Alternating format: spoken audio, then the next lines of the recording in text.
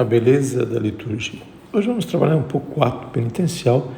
Na instrução geral número 50 e 51, diz assim: depois da saudação do povo, o sacerdote pode, com palavras muito breves, introduzir os fiéis na missa do dia.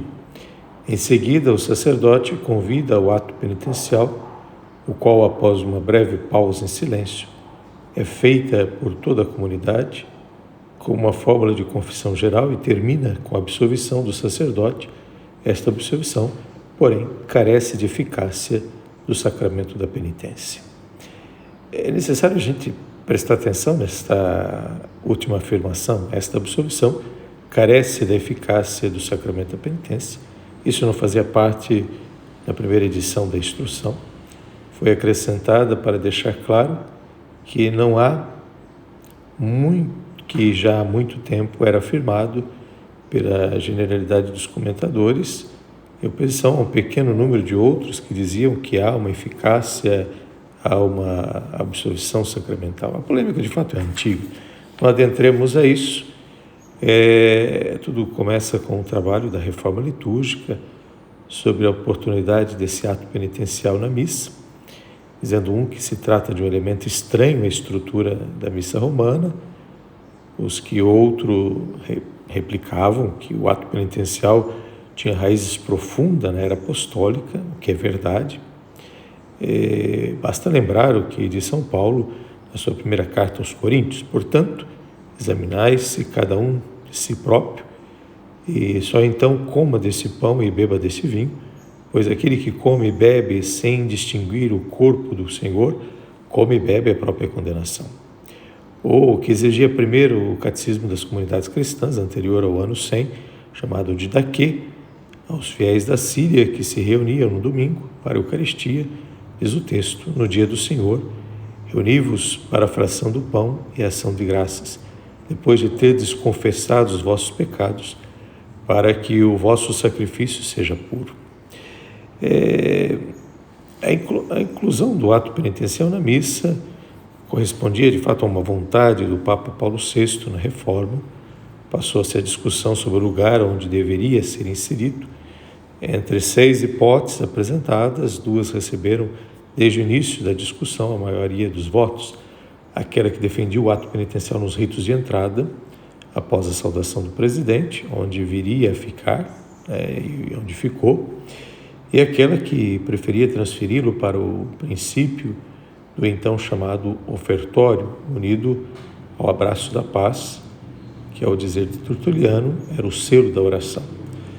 A solução que exigiria o deslocamento desse último rito, que há muitos séculos se fazia e continua se fazendo antes da comunhão, o que parecia a muitos como um atentado ou uma das mais singulares características da liturgia romana. E assim foi, e ficou no campo apenas a segunda opção, que acabou por se apresentar sob 3 formas, com a mesma estrutura: a munição do presidente, o silêncio, a oração penitencial e a absolvição. Mais tarde discute-se de novo sobre a eficácia da fórmula da absolvição. Tendo a solução encontrada, o ato penitencial da missa conserva-se apenas palavras da primeira parte da fórmula: Deus Todo-Poderoso, tenha compaixão de nós, perdoe os nossos pecados e nos conduz à vida eterna. Reservando-se a segunda parte para o sacramento da penitência: Deus Onipotente, Misericordioso, nos conceda o perdão, a absolvição e remissão dos nossos pecados. De fato, isso ajuda a perceber que a frase acima referida a esta absolvição carece de eficácia do sacramento da penitência, acrescentada à atual versão da instrução geral, correspondendo melhor aos trabalhos da reforma litúrgica e suas conclusões, decisões, do que o silêncio das primeiras edições típicas. De fato, isso é toda uma discussão e alguma coisa que vai se movimentando ao longo da história. Agora, pensemos que a possibilidade de cantar, há algumas, vamos dizer, versões. A primeira, o ato penitencial faz parte do rito inicial da missa, isso deve ficar claro. Assim, o missal apresenta sobre 3 formas. A primeira, mais tradicional: confesso a Deus, a segunda, mais breve, tem de piedade, a terceira, mais elaborada e orientada para o canto, Senhor, que fostes enviado.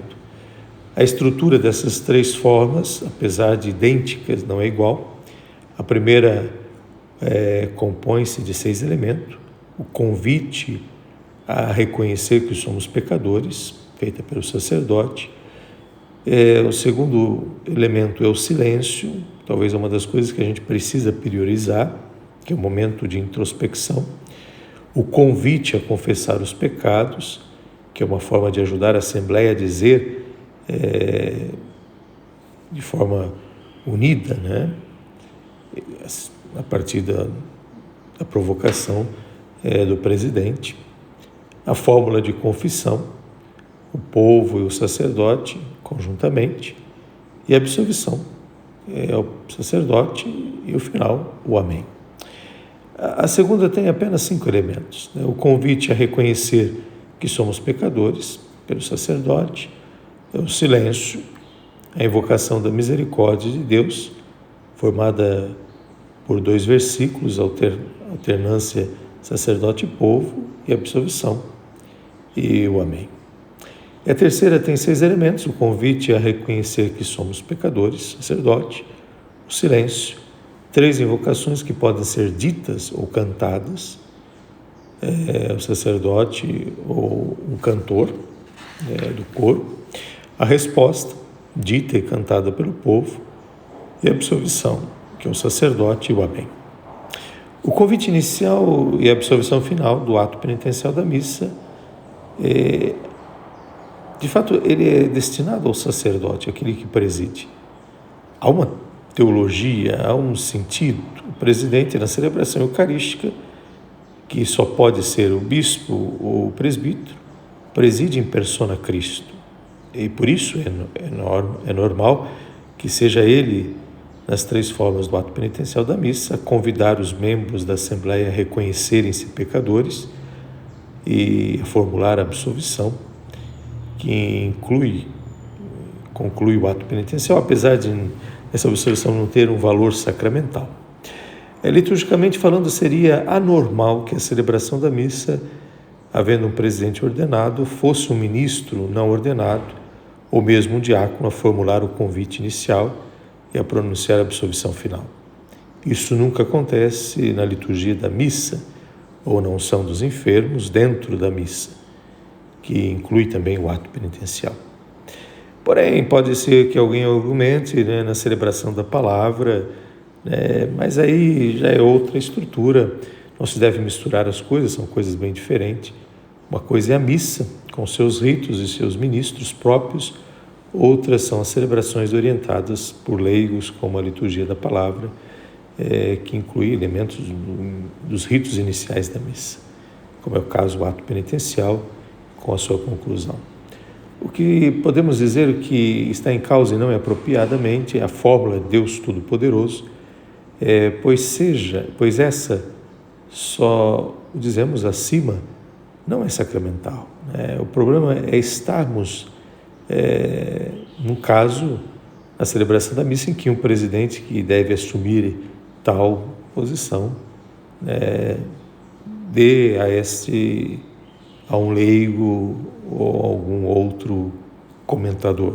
Talvez esse seria alguma coisa um pouco estranha, mas fora disso, prescreve que seja aquele que preside diante da missa, o sacerdote ou o bispo. Reconhecendo que somos pecadores ou a invocação da misericórdia de Deus, é natural que o povo e o sacerdote reconheçam simultaneamente que são pecadores, dizendo juntos a fórmula de confissão, como é igualmente pertinente que o sacerdote e o povo invoquem a misericórdia de Deus, dialogando entre si nos 2 versículos tirados dos Salmos, sobretudo se estes forem ditos. No caso de serem entoados ou cantados, penso que a solução encontrada para a terceira fórmula, que não há lugar e dúvida quanto à sua formulação pelo sacerdote ou ministro ídolo ou cantor, no caso, e pelo povo.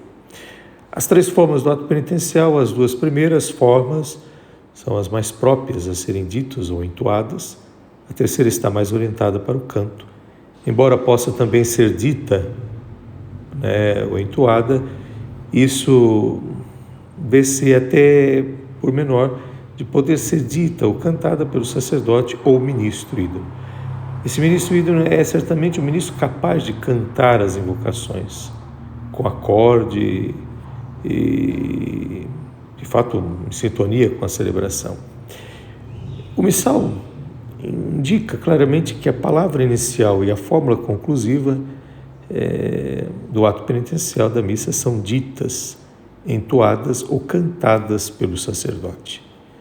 Essa última tem melodia oficial,